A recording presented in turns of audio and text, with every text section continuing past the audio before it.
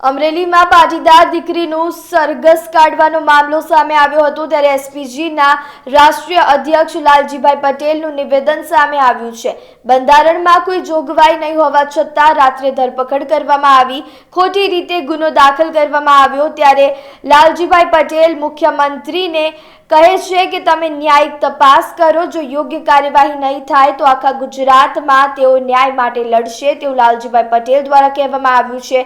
ત્યારે વધુમાં તેમનું શું નિવેદન સામે આવ્યું છે, આવો સાંભળીએ। અમરેલીની અંદર એક નિર્દોષ પાટીદાર દીકરી ઉપર ખોટી રીતે ગુનો દાખલ કરી, બંધારણમાં કોઈ જોગવાઈ નથી તો રાતે 12 વાગે ધરપકડ કરી અને આખા અમરેલીની અંદર સરઘસ કાઢવામાં આવ્યું છે।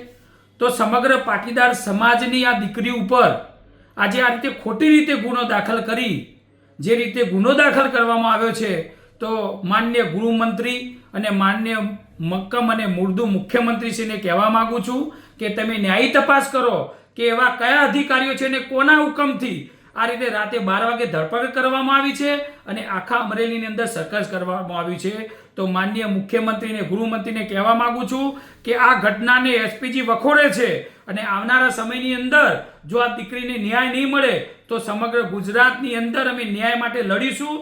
તો વહેલામાં વહેલી તકે મુખ્યમંત્રી અને ગૃહમંત્રીશ્રી આમાં ન્યાય મળે અને પાટીદાર દીકરી નિર્દોષ જાહેર થાય અને સ્વાભિમાન રીતે એને નિર્દોષ જાહેર કરવામાં આવે એવી મારે તમને વિનંતી છે। જય હિન્દ, જય સરદાર।